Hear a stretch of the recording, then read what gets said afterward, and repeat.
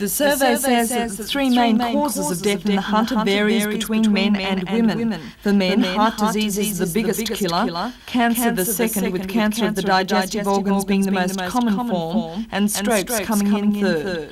For women, heart disease is the most common cause, but strokes are second, with cancer third.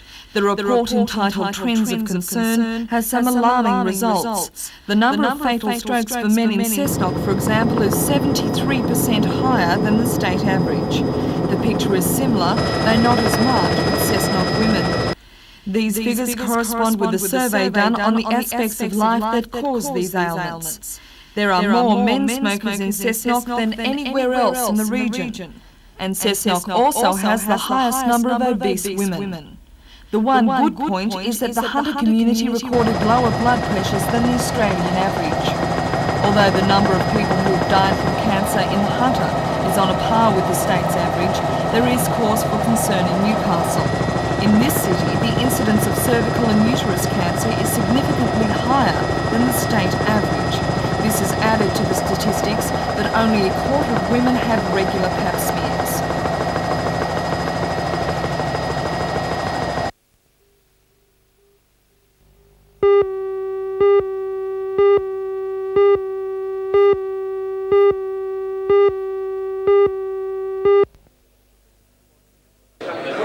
Mr Sinclair was the guest of the Maitland branch of the National Party at a luncheon at the Imperial Hotel.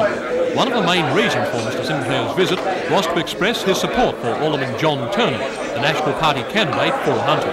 Mr Sinclair said any electorate containing a rural community was now facing the problem brought about by farmers' growing dissatisfaction with present federal government policies. The Hunter electorate was one of them. Well, I think certainly the dairy industry has been very sadly neglected by the Hawke government. Indeed, the federal dairy plan is a disgrace, considering the enormous contribution the dairy industry and dairy farmers have made to the nation's economy. That the federal government's prepared to walk away as they are is one of the causes of dissatisfaction. Another issue of great importance to the Hunter electorate is the future of the Singleton Army Base. The state Labor government at this stage looks to be favouring the Central West location for expanded training facilities. Mr Sinclair says his party has a different attitude towards the future of the Singleton base. What we will be doing on our return to government is suspending all the present investigations into alternate range and exercise areas so that we can assess whether or not there are Crown lands, whether they be forestry or perhaps national parks, which might be suitable for those purposes. And certainly as far as Singleton's concerned, there is no reason for the Army ever to withdraw or to reduce their commitment to extension of those facilities. There are areas of land, for example, on the Barrington Tops and in the Colo Putty area that I believe would be suitable for military purposes. That would not involve moving into privately held land, and we would want to investigate those adequately in conjunction with the state government before any of the alternate sites proceeded.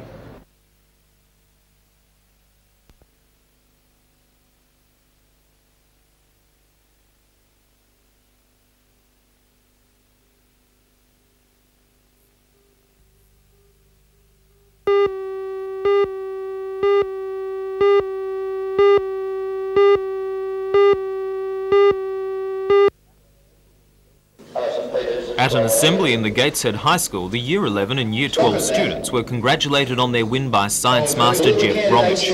They competed in the Hunter final of the National Chemical Analysis competition in July, coming first in the Year 11 section and first, second and fourth in the Year 12 section.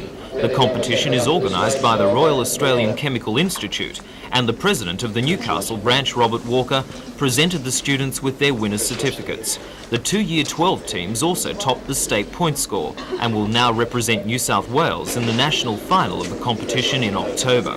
There was also cause for celebration at the Waratah Orthopaedic School, which marked its 10th anniversary with an open day. Parents and friends of the school watched the students perform musical numbers. The school began at William Lyon Hospital 35 years ago to educate polio victims, and 10 years ago the modern complex at Waratah was built by the state government. Over that time, the role of the school has expanded, and it now teaches students with a variety of bone and muscle disorders, anyone whose handicap prevents them going to a conventional school.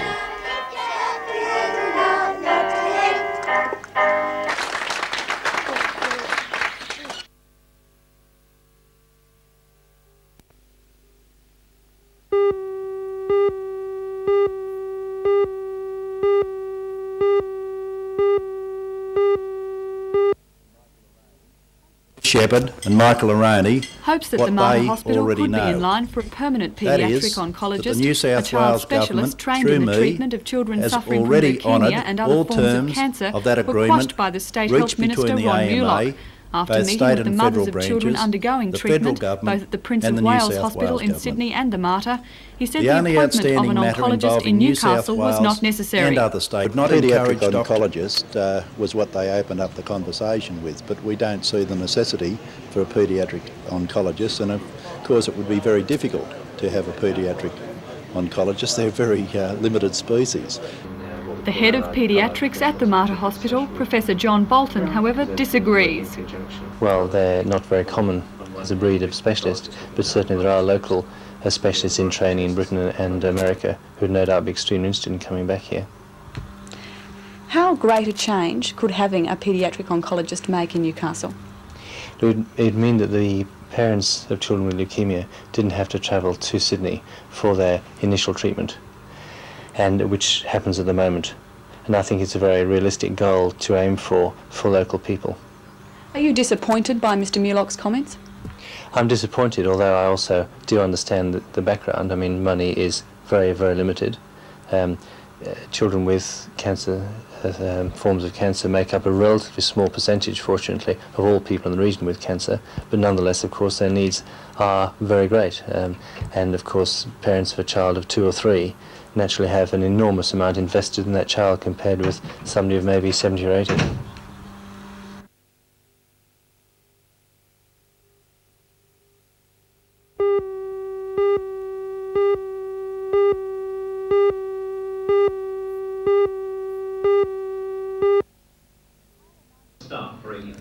Matara 1985 seems set to emerge like a phoenix from the ashes of last year's non-event. With a little over 2 weeks to go, preparations for its silver anniversary are well underway. The festival has been expanded to 2 weeks. There are more than 100 organised events, and to help people make the most of the different activities, an information office has been opened in the Civic Theatre building. Financial support has been more forthcoming this year from business, industry and the government. Last night, 2 separate $10,000 donations were made by the state government and the Community Arts Board of the Australia Council. Full-time festival administrator Johnny Allen says thanks to funding of this calibre, this year's Matara has a bright and varied program. Quite a lot of the more traditional Matara events that have been part of all of those 25 years, most of them are back again. Also a layer of new events, 3 quite spectacular ones on each of the 3 weekends. One over at Stockton called the Stockton Games, which is a spectacular carnival event, which ends with an event on the water. And then a centenary picnic and silver fire, which we believe to be a world first. It's not just fireworks, it's a whole complex use of fire technologies at King Edward Park. And on the final weekend, Newcastle on Parade, which we hope to be a real corker of a parade. Now, after last year's fizzle, do you feel that the pressure is on to produce something out of the ordinary? I think the pressure is on, but I wouldn't say just as a result of last year's festival. I think that people now have great expectations from festivals. With the bicentennial coming up and with the Sydney Festival maturing, I think people expect more than they did 4 or 5 years ago, and I think they're going to get more.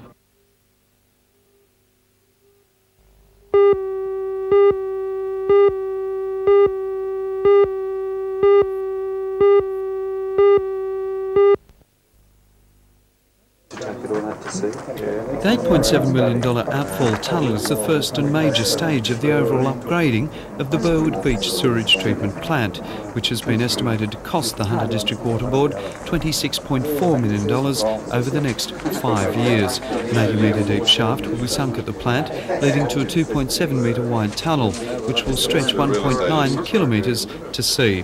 Then another shaft will carry the outfall to just above the seabed, where ocean currents will hopefully disperse it much further afield. Its unique and thoroughly researched method that Janice Crozio feels will be a resounding success. We know we're going to overcome all problems to do with pollution of all our beautiful beaches in Newcastle. It's certainly what the people deserve. It's going to cater for future growth, and I hope eventually we're going to even open Burwood Beach up itself. As well as the immediate environmental benefits, if the tunnel performs as expected, the need to proceed with the secondary treatment plant, proposed for 1990, may be negated. The successful tenderers, the Sydney-based firm Roberts Constructions, should be on site preparing for the sinking of the main shaft in early November. It's expected the outfall tunnel should be completed by June 1987 and final work on the preliminary improvement program by the end of 1988. By this time, according to the Minister, not only should Newcastle's projected population needs be fully satisfied, but the recreational possibilities of Burwood Beach also greatly magnified.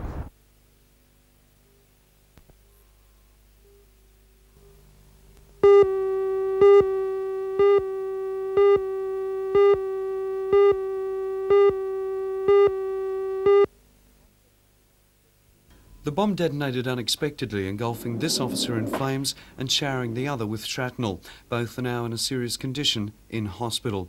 Meanwhile, the aftermath of Hurricane Danny sent twisters through Alabama today. The tornadoes left one woman dead and destroyed millions of dollars worth of homes and businesses. Yesterday's heavy rains did a lot of damage too to Louisiana's rice and sugarcane crops, which were only 1 week off being harvested.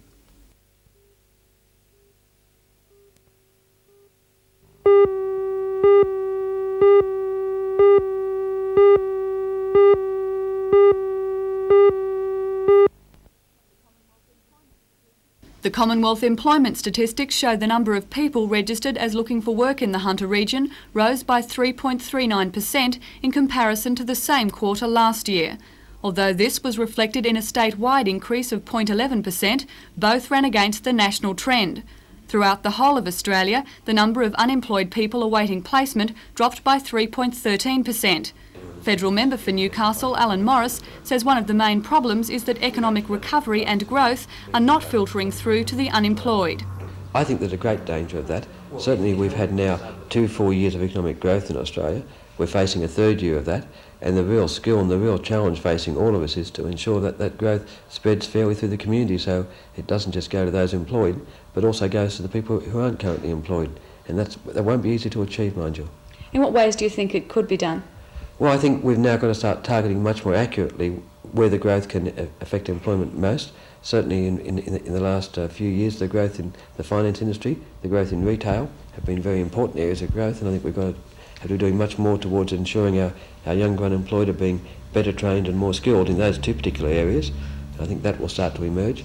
We've got to be sure we can see where the employment can be developed and generated, and then in advance of that, equipping our people to cope with it.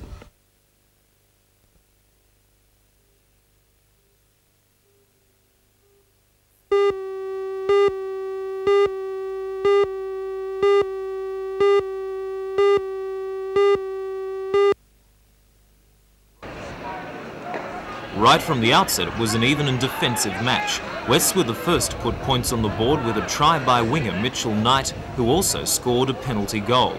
Lakes came back fighting in the second half. Constant pressure on West's defence allowed winger Mark Bates to slip through for a try. Peter Walsh converted, and the scoreline was 6-all. Later in the half, Bates was over the line again.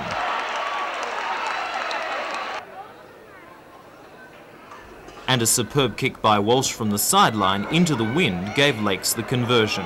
Scoreline 12-6. A successful penalty goal by Walsh increased Lakes' lead, but West struck back when Glenn Murray scored from a dropped ball. So the final scoreline was 14-10, and Lakes will go into the major semi-final against Cessnock. Wests will now have to fight back when they meet Curry in the minor semi.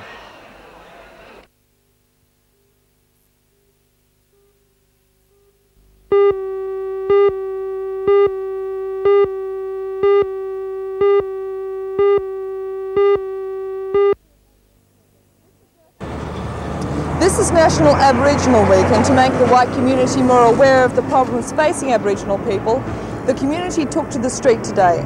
We find out about some of those problems tonight on NBN News at 6.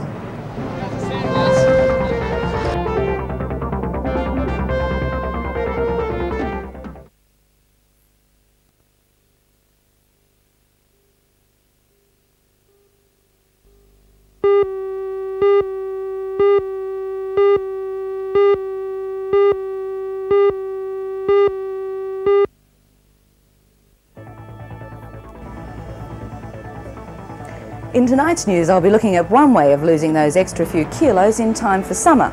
Join me for that special report tonight on NBN News at 6.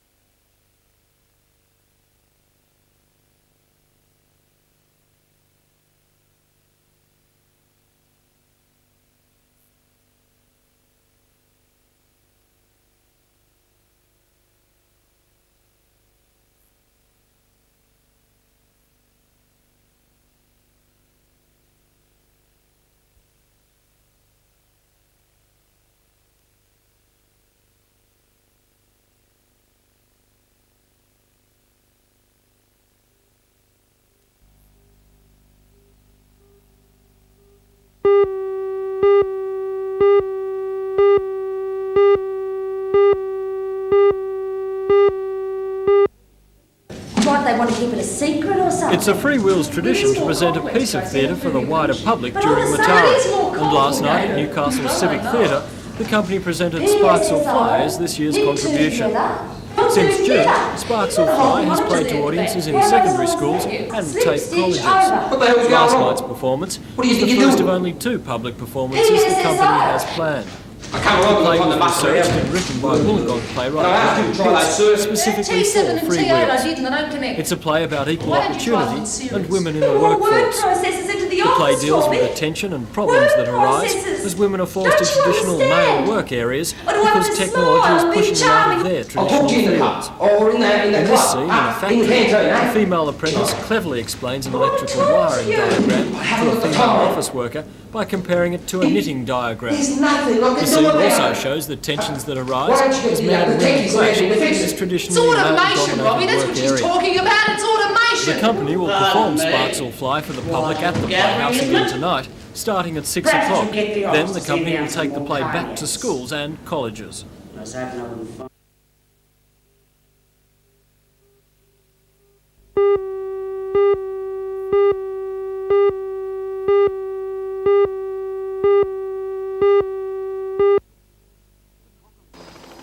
The Cockham's representatives flew into Goninans this afternoon after an aerial inspection of the industry and harbour layouts. During the 2-day visit, the team is inspecting all the members of the State Submarine Task Force and the Newcastle Sub-Support Group. The overall Navy contract is worth $2.6 billion, and if the contract winner chooses the State Dockyard as the construction site, companies like Goninans stand to profit enormously. Newcastle last month played host to the other contract bidder, HDW from Germany. Like the Germans, Cockham seemed impressed with the abilities of Goninans and the other locals. While the Swedes are far from making any promises, the Submarine Support Group believes there is some cause for optimism. Even at this early stage where they're not in a position, either our Swedish friends who are with us today or the Germans, HDW, they're not in a position yet to say that we're a preferred site, but certainly the indications from both shipbuilders are that we're right up there. The infrastructure of the region is such that they've got to really look at us very seriously. The project definition stage of the sub-replacement project still has another 16 months to run. However, both HDW and Cockham's will have to indicate their preferred site within the next 12 months. By then, Newcastle should know whether the vital work will come here.